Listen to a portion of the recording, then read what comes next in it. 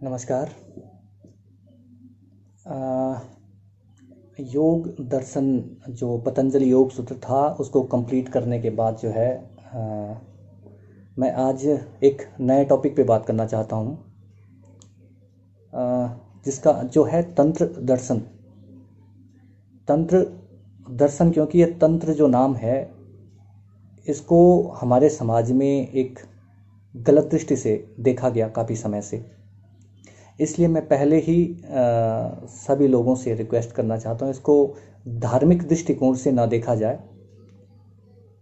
और इसमें जो भी आडंबर आज तक हुआ ये सिर्फ रूढ़िवाद था, जबकि तंत्र योग की तरह एकदम व्यवहारिक, एकदम प्रैक्टिकल सब्जेक्ट है।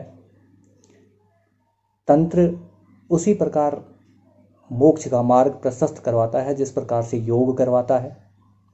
जिस प्रकार से योग के दो पक्ष हैं, जो कि एक शारीरिक स्तर पर इस जीवन को सुखद बनाता है और लगातार संयम के साथ आध्यात्मिक दृष्टिकोण से करते करते जो है मोक्ष को प्राप्त करवाता है, उसी प्रकार से तंत्र के भी दो पक्ष हैं। यदि आप इस तंत्र का इस जीवन काल में उपयोग करते हो तो इस जीवन को सुगम बनाता है, और यदि इसको आध्यात्मिक दृष्टिकोण से करते हो, आध्यात्मिक मनोभावना से करते हो, तो ये मोक्ष का मार्ग प्रशस्त करवाता है।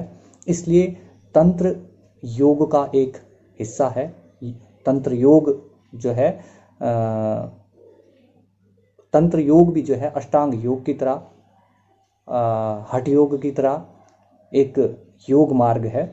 इसलिए इसको जो है नकारात्मक दृष्टिकोण से न देखा जाए, इसका एक सकारात्मक पक्ष है जिसकी आज हम चर्चा करने वाले हैं। तो तंत्र जो है, इसके दो अर्थ समझ में आते हैं तंत्र शब्द के। इसमें जो एक है वह है तनोति। तनोति का अर्थ होता है विस्तार। तनोति यानी तनने वाली जो प्रक्रिया है, जिसमें हम तन जाते हैं, किसी चीज़ को तन देते हैं, इसका अर्थ तनोति से है। और तनोति का जो हिंदी शब्द है वो विस्तार है, और विस्तार का मतलब है मानव चेतना के विस्तार से है।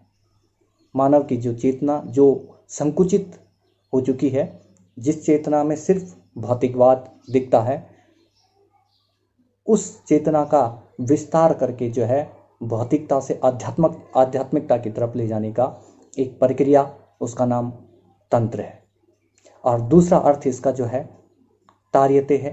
तार्यते का मतलब होता है तरण करना या तरना, और इसका जो विस्तृत अर्थ है तरने से मतलब है जो हमारे वर्तमान दुख हैं, जिन प्रपंचों में हम फंसे हुए हैं, काम, क्रोध, लोभ, मोह इत्यादि जो प्रपंच हैं, इन प्रपंचों से तरकर मोक्ष की प्राप्ति कर लेना।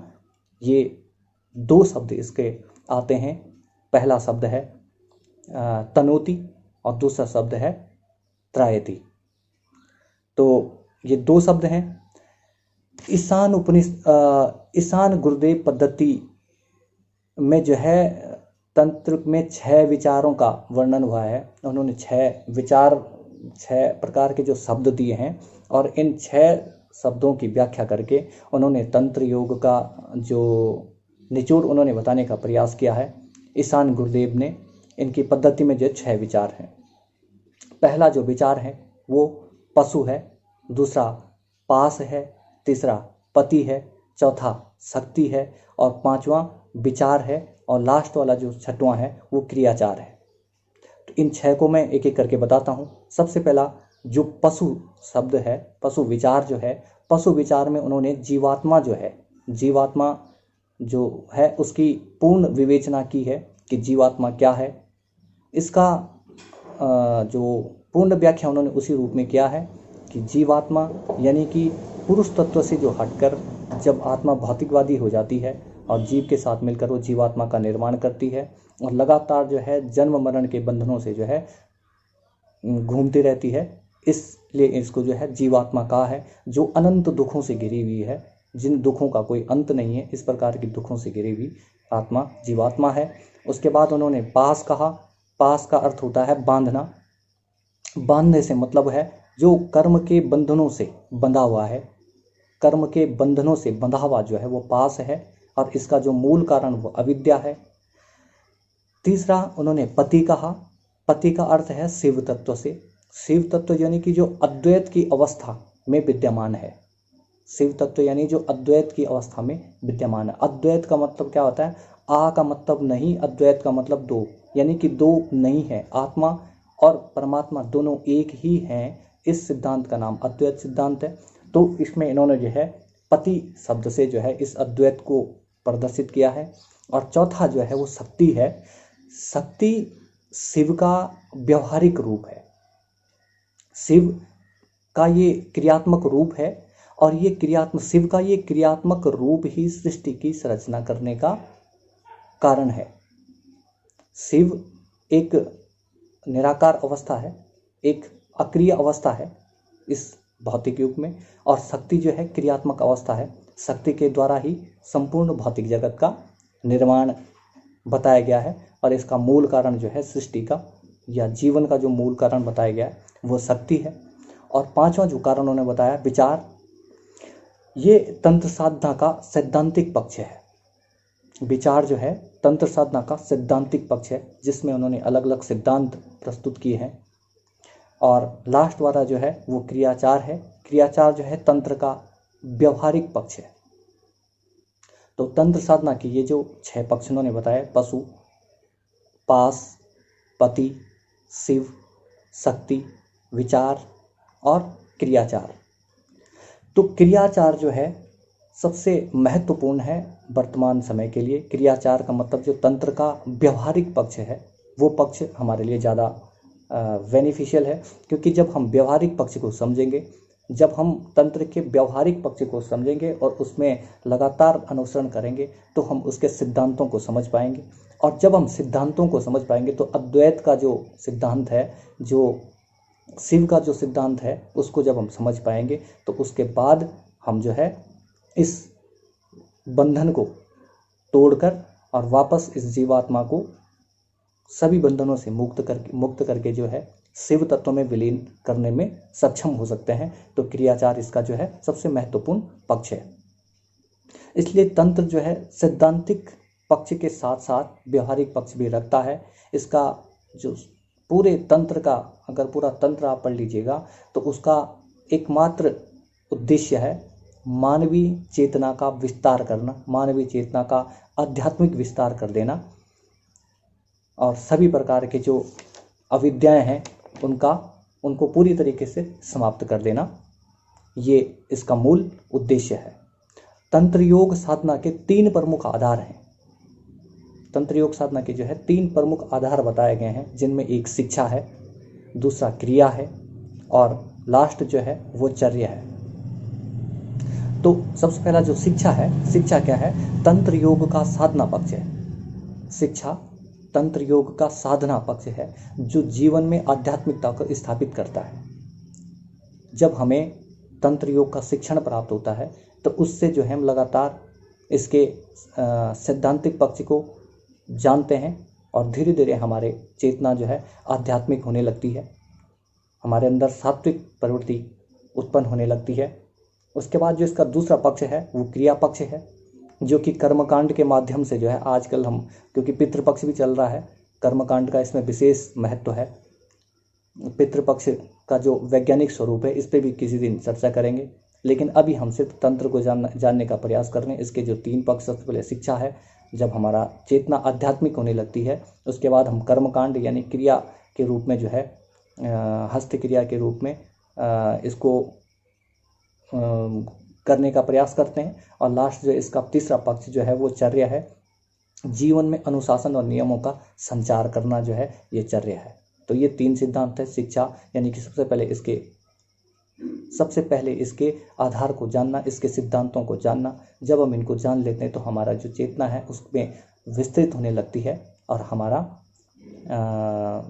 जो है आध्यात्मिकता का विकास हमें होने लगता है। दूसरा, जब आध्यात्मिकता का विकास हमें होने लगता है तो हम लगातार जो है कर्मकांड के माध्यम से जो है अपनी चेतना का और विकसित करते हैं। और लास्ट में जो है चर्या है। चर्या में जो है जीवन में अनुशासन और नियमों का संचार करना है। अनुशासन का मतलब जिस तरीके से जब आदमी आध्यात्मिक होने लगता है तो अपने जीवन में कुछ चीज़ों, कुछ नियमों का लगातार पालन करता है संपूर्ण जीवन। जैसे सुबह जल्दी उठना, उसके बाद नहाना, नहाने के बाद जो है पूरे घर की सफाई करना, सफाई के बाद पूजा करना या देवताओं की आराधना करना, उसके बाद अपने दिन भर का क्रियाकलाप करना। तो ये जो है एक लगातार जो इस तरीके का अनुशासन का जो पालन करना, उसके बाद जीवन में अनेक परिस्थितियों से जूझना, ये सारी चीज़ें जो है इसके अंतर्गत आती हैं। इसी प्रकार जो है तंत्र योग में त्रिस्तरीय साधना का भी वर्णन कहीं कहीं मिलता है। त्रिस्तरीय साधना का वर्णन है जिसमें जो है स्थूल, सूक्ष्म और परासाधना का वर्णन है। स्थूल साधना यानी कि जब तक हम बहुत ज़्यादा अज्ञान में होते हैं, बहुत ज़्यादा भौतिकवादी होते हैं, तो हमें एकाग्रचित होना हमारे लिए इतना संभव नहीं होता है। थोड़ी देर अगर हम ध्यान लगा भी देते हैं तो फिर से हमारा ध्यान हट जाता है। तो इस ध्यान को टिकाने के लिए लगातार जिस साधना का प्रयोग किया जाता है वो स्थूल साधना है। जैसे किसी मूर्ति का रूप जो है धारण करना, उसको लगातार उसका मनन करना, किसी इष्ट का, किसी गुरु का या आपका जो बड़ा जिसको आप अपना आदर्श मानते हो, ऐसे व्यक्ति को लगातार अपने चित्त में धारण करना, ये जो स्थूल साधना है।